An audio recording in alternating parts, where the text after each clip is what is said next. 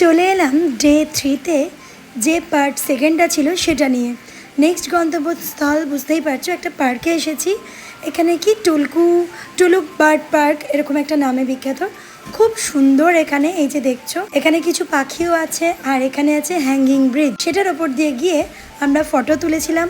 আর এখানে এরপর এদিকে পাহাড়ি রাস্তা বেয়ে বেয়ে আমরা অনেকটা উঁচুতে চলে গিয়েছিলাম, যেখানে যেতে খুব কষ্ট হচ্ছিল, হেঁটে হেঁটেই যেতে হয়েছিল।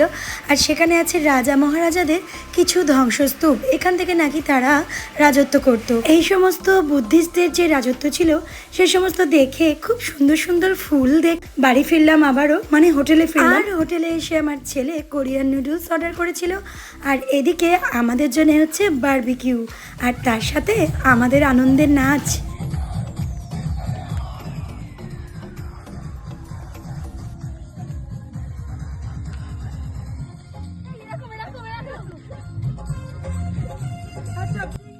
জানি না কপিরাইট খাবো কি না, কিন্তু এই অরিজিনাল গানটা না দিলে কি হয়, দিয়েই ফেললাম। তারপর যা হয় নয় দেখা যাবে।